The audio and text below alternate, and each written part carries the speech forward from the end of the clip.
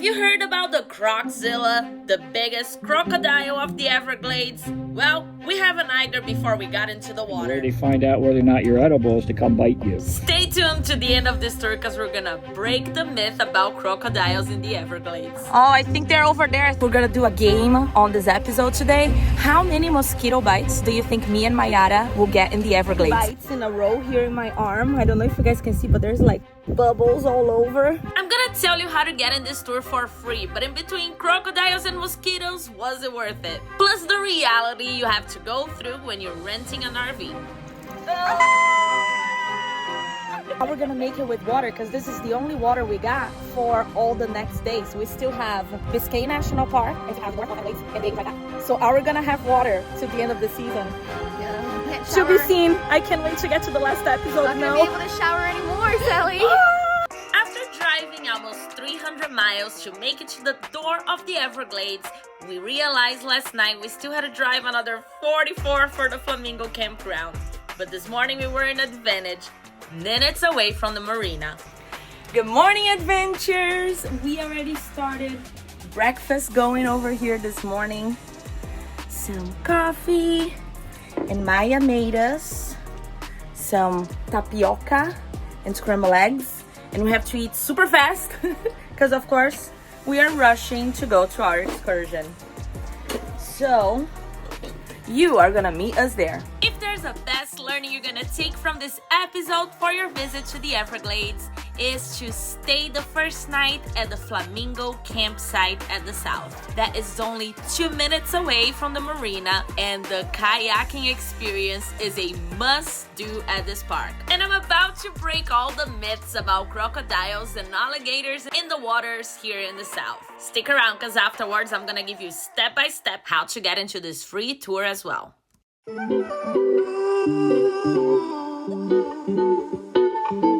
Welcome to the Flamingo Marina, the southern getaway to the Everglades National Park. This marina is not just a hub for boats and kayaks. It's your launch pad to adventure in one of the most unique ecosystems in the world. Things you must know before you take this tour. You must sign a waiver. You have to come with closed-toe shoes. Bring not only sunscreen, but also all the mosquito sprays you can think of. I'm not sure I can capture with the camera for you all, but there is like a cloud of mosquitoes all over the place. So this is gonna be quite interesting. I think we're gonna do a game on this episode today. How many mosquito bites do you think me and Mayara will get in the Everglades? Let us know in the comments below and we'll get the count at the end of the day. This is the solution when the both of you wants to go in the front. Ready? Let's settle this. Rock, paper, scissors, go. I'm going in the front. Well, now that we settled the biggest challenge of the day, you must know that this kayak tour departs here from Flamingo Marina every week from November 22nd all the way through April 11th this year, except on Thursdays. The tour lasts about 4 hours, paddling around the very southern tip of Florida. Departing from the Flamingo Marina, along the way, you learn about the unique Everglades ecosystem, history, and the animals that call it home. And if you're lucky, you might even get a close-up glimpse of some of them. I hope the nicest ones. Because it's a long paddle, participants must be at least 16 years old, physically fit, and have prior kayaking experience. No experience yet? Make sure you subscribe to the channel because I'm soon sharing the best spots here in Florida to try kayaking or paddleboarding for the first time. But now, let's get back to our paddle.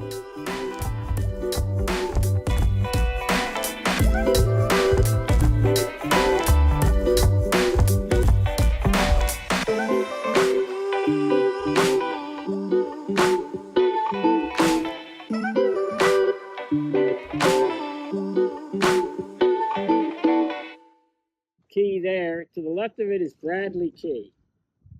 He's a long-time resident of Flamingo. He was a plume hunter back in the late 1800s. Guy Bradley was tasked with protecting the delicate bird populations in the Everglades, especially the egrets and herons, whose feathers were highly sought after for fashion. At the time, plume hunting was a huge problem here. Hunters would kill birds just for their feathers, and entire colonies were disappearing. Bradley risked his life standing up to poachers, and tragically, he was killed in 1905 while trying to protect these birds. His courage helped lay the foundation for modern conservation in Florida, and today, his name lives here as a reminder of the importance of protecting this unique ecosystem. This made so much more meaningful to be paddling around his island and be watching all these different bird species thriving and flying around us. The oyster tea is there. That's where he was shot. He was buried on Bradley Cay. And that is why I'm fascinated about the experience in the national parks. When you have the opportunity to take a ranger-guided tour, you'll learn so much about the history, nature, and the ecosystem of the park that will blow your mind. And all of that while you're immersed in it.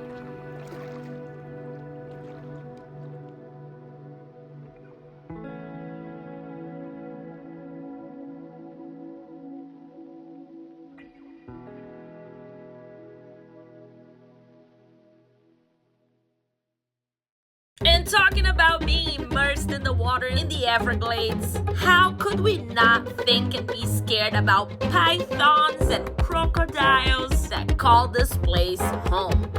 Well, it's time to break that myth. Does anybody want to share their first impressions? I thought I was going to see a whole crocodiles and alligators everywhere, but I guess this is more open. They're everywhere, but they're not everywhere. Yeah.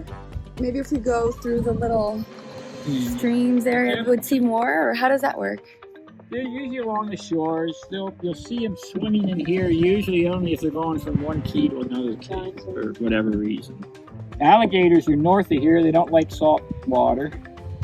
9 Mile Pond is the area they consider where you'd start seeing alligators. It's also where they consider you'll stop seeing crocodiles, which can tolerate salt water. But believe it or not, when you get up to 9 Mile Pond, which isn't very far from here, after that it gets too cold for them. They're tropical animals. This is the northern extreme of their range. They're generally the Caribbean around South America. Both of those species here are pretty docile. They're not like the crocodiles in Australia and where they are in Africa and stuff. A crocodile will not eat anything it can't swallow. And it can't swallow us, so we're safe. Anytime you have troubles, if you fall into the water, start thrashing, because they don't know what you are, and the way they find out whether or not you're edible is to come bite you. They will generally just immediately let go of you because you're not edible, but they might take part of you with them. Alligators they're still pretty docile. They all just sort of hang out. Both of them, after they eat, become relax, they're digesting, so they're not doing a lot of moving. What else can I say about them? What do they eat? Small animals, crocodiles, probably a lot of fish, crustaceans, birds if they can get them. Turtles, yeah, they like turtles. Crocodiles actually have more force on their bite, but it goes the other way. Besides the shape of their beak, what's like the other main differences between the gator and the crocodile? Alligators have a rounded mouth. Crocodiles are more V-shaped. The other big difference is they call crocodiles smiley because you can see both their top and bottom teeth, like when their mouth's closed. Alligators is generally just the top teeth you'll see. And the big difference is the color. Alligators are generally very dark and blackish, and alligators and crocodiles are lighter, but crocodiles can be dark, just not very often. They're more grayish, and alligators will grab and do, the death roll. I've never seen one here do it, and then they will stuff you under something until you get nice and tender. What about the crocodile? They will eat you whole. If they can't eat you whole, they won't bother you. So they just come up and swallow And grab the whole thing. Wow. So if you were scared and considering not doing this excursion because of your fear of these animals, here is breaking the myth so you can enjoy this beautiful and learn so much kind of tour. In our entire 4 hours in the water, we only saw what we thought was one baby crocodile. And we even thought he was dead because he didn't even move. So the last thing I'd like to do on this stop is just everybody take about 30 seconds and just absorb the quiet. This very first experience immersing in the waters of the Everglades was definitely the best way to start this trip. So here's how you can also book your free and ranger guided kayak tour. Head over to the official national parks page, search Everglades, and look for the ranger-led programs. You will find the 4 corners of this park and you want to click into the Flamingo Ranger-led programs. Here the trick is to go straight to the calendar. You select the dates of your travel and search. And you will find plenty of opportunities, and I bet all of them must be amazing. I can't wait to come back to test and check. But for this specifically tour, you're looking for Paddling in Paradise Flamingo. I think the best way to explore the park is to start here, then drive north. So make sure you subscribe to watch the other areas of the park. And this is just the beginning of the day. Next, what do you think we're gonna find in the visitor center here in the south? Oh, I think they're over there. I think there are 2 manatees. Over there.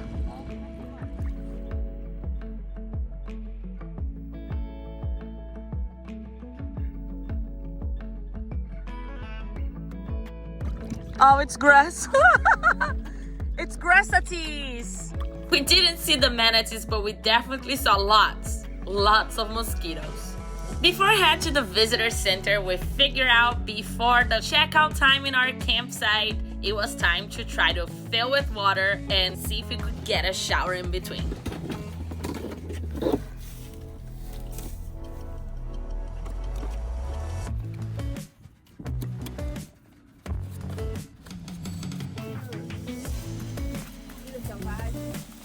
This is wildlife.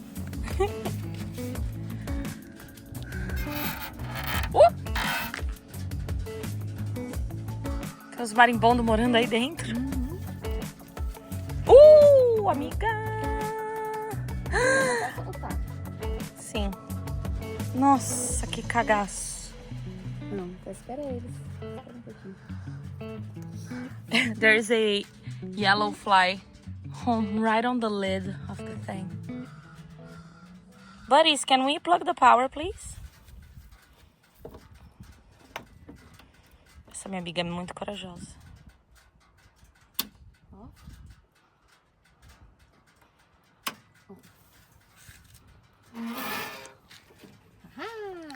Now to the water. Let's go! Woo! Go! Woo!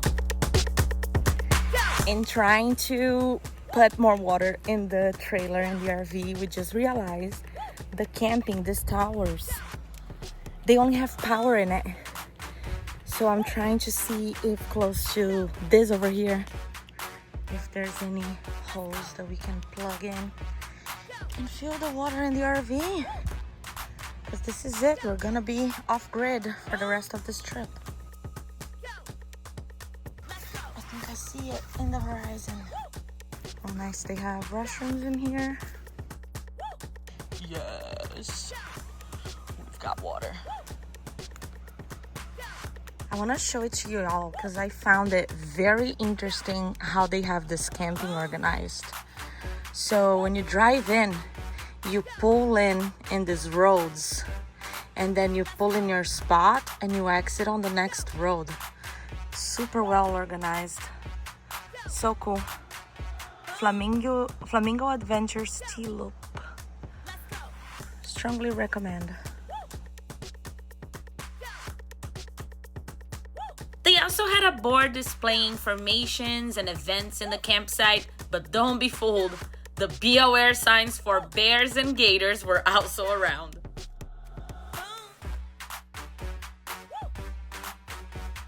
We got lunch in the make here. Today we're gonna have our flatbreads with some salad for lunch. Since we can plug into shore power, you need the shore power in order to turn on the oven. So we have it in air fry. Yum. Very nice. Every time we're able to fill with water, we took the opportunity to take a longer shower before. And that's when RV/camper van life gets real, when it's time to dump your gray and black tanks. The best tip I can give you is always bring disposable gloves to do this part. But since our RV was brand new, we were the first one using this tube. So for this first time, I didn't bother putting them until I realized I had to lift that disgusting cap in the campsite. Let's dump it. I'm gonna go pull on the other side. So in the RV, as we saw on the RV tour episode, down here, we have to unlatch this part of the black tank. Ooh, the poop is dropping. Ship just got real. So we're gonna do the black first. Ugh. Ooh, gross.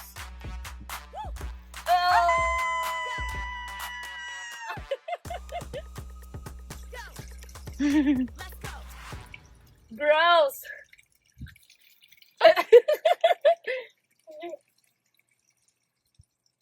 There are some people that like to watch it. That's the real stuff. That's the real shit. They just keep on coming. And now we kind of rinse with the gray tank, because again, the gray tank, it's only water from the shower, water from the sink. So basically water and soap. So that will help rinse, you know, the dump. I think it's good. I'm going to still leave it open, and I'm going to open. There's going to be a lot. Eventually we need to see clear water in there, hopefully. Yes. Yes.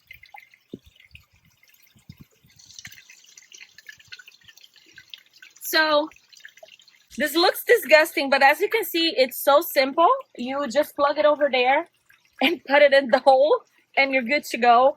But yeah, this is not as bad as you think it is. It's just the perception of it.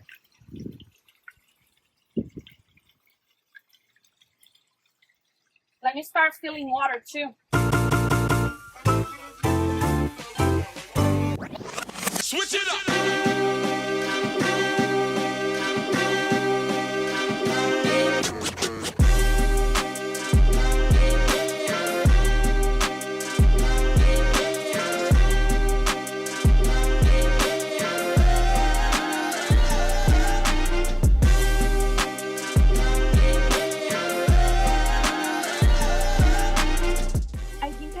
Like 15 bites in a row here in my arm. I don't know if you guys can see, but there's like bubbles all over.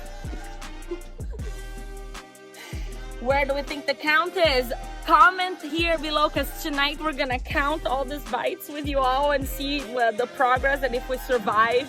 But I think at least right now, I'll give you all a hint.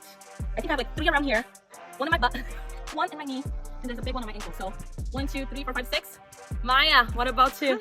Let's do a mid-episode investigation there. I don't know. I feel great, actually.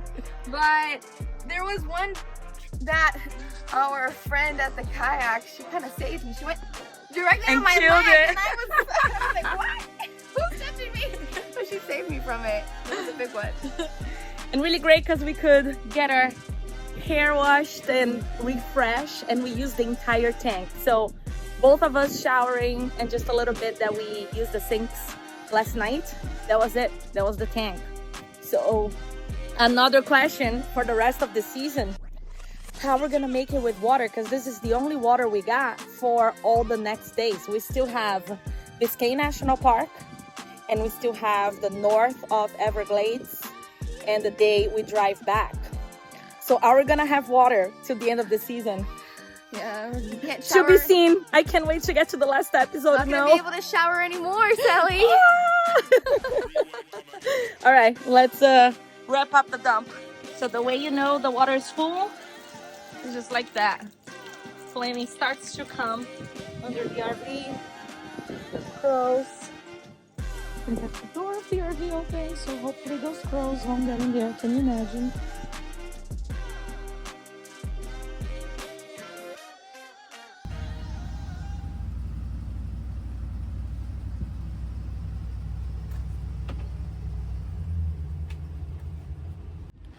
Maya will do one for the team.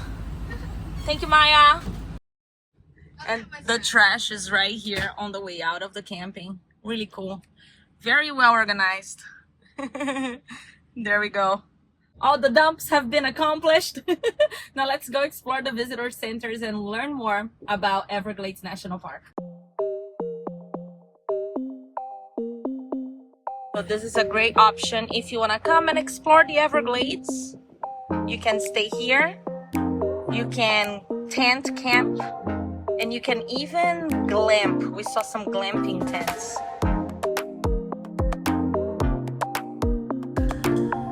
We got the lunch.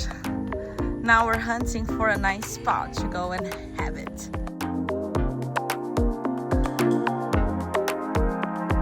Mission accomplished. Lunch with a view. And the breeze is just fantastic right now.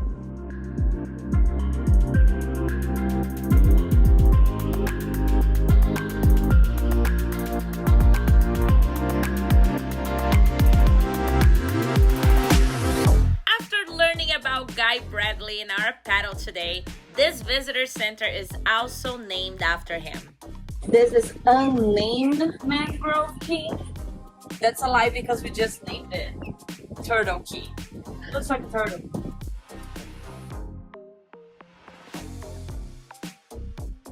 Just like every park visitor center, plan 30 to 45 minutes to spend around here. You can make a quick visit like we did, about 15 to 20 minutes if your day is packed. But if you plan to read everything, watch every video, talk to a ranger, easily plan an hour to spend inside the center. One of the coolest thing in here is that they have a mosquito meter right when you walk through the door. And thank goodness we are in low mosquito season. But we still crossed over the line in between enjoyable and bearable, I agree. And this was kind of surprising to me, but you can see manatees in the Everglades. And in one of the episodes, I'm holding a surprise for you, so stick around. I love the many ways you can learn in a national park, in a 101 exclusive experience like we had in the kayak, or coming to the visitor centers and just reading about everything. I just like to glance around and dive deep into what interests me in these visitor centers. So this is pretty cool. Crocodile versus an alligator. South Florida is the only region in the world inhabited by both the American alligator and the American crocodile. While they look similar, a few traits can help you tell them apart. Can we guess what it is? Has a narrow, triangular snout. Well, we just learned that's the crocodile. Yes, we got it right. Basically, after today's episode, you all and myself are gonna be alligator versus crocodile experts. Wow, 50 to 70 years average lifespan. Young crocodiles can be eaten by raccoons, birds, snakes, and crabs. And this must be the fish we were seeing jumping in the water. Oh yeah, look at that in the video. That's exactly what we saw. Gigantic game fish is what we were seeing in the water. Oh, the pink one we saw flying in the kayak had this beak. Oh God, we have noises.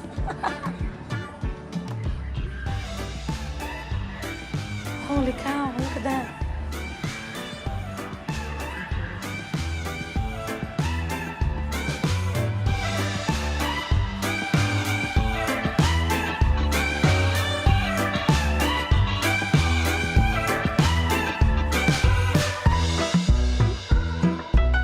Guy Bradley is not only a very educational site, but also has some great views.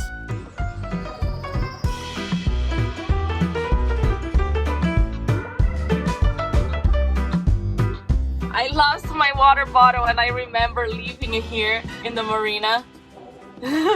So we stopped by and it's sitting right there, waiting for me. Thank you, Maya. Let's Adventure bottle has been recovered. Let's adventure, everyone! I was so sad. I thought I had lost it. And I kept like retracing where we were going. I was like, I think I left in the bench from where we went kayaking. All right, now we're always trying to rush against time. We just stopped here at the visitor center. That was really cool to learn so much about the Everglades, the birds, its creation by Guy Bradley. And now we're gonna head over. We just heard, what's the name of the crocodile, amiga? CrocZilla. There is a CrocZilla that's someone found in the 9 Mile. So we're gonna head over there.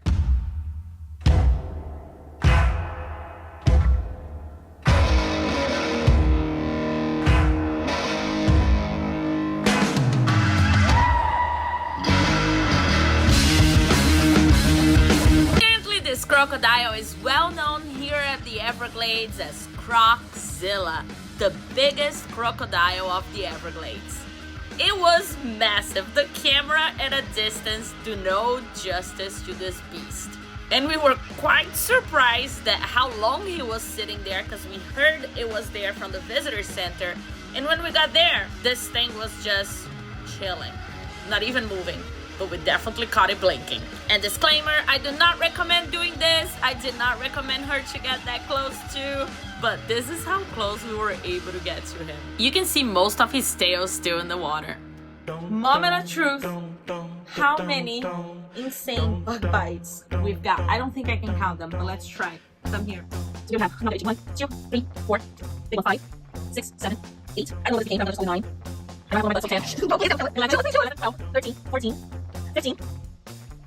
I got here. 16, 17, 18, 19. Here's the first. Here's 20, 21, 22, 23, 24, 25, 26. Oh yeah, 27, 28, 29, 30. My next try. 31, 32, 33. These are already come down. 34, 35, 36, 37, 38, 38. 39. 39 for me. Who got it right? Let me know in the comments. Then we have the next days. Are we gonna survive the Everglades and the Biscayne National Park? I don't know if we're gonna survive South Florida, but we'll let you know. Maya, your turn. Give me the phone. I had here 3. You have 3 in one spot. 3, Holy 4, cow. 5. It was a vampire. 3, 2, 3. South Florida vampire. 5, 6, 7, 8. I'm trying to count 9, 10, 12, 13, 14, 15, 17, 18, 19, 21, 22, 24, 25, 26. 40! I win! 26 and 39. Who got this correct? Write the word bingo in the comments and I'll figure out something for you to win, because yeah, that was a difficult one. We'll see you next Sunday. Bye. It's itching. I'm leaving on the screen the episode of how we got here, and make sure you subscribe, because next episode we're gonna explore what can you see in the east entrance of the park, Ernest F. Cole, and this trail you cannot miss. And we were both in this bridge and like, what the hell? Wildlife. Next Sunday, I'll see you there, adventures. Let's adventure, everyone! Everglades season!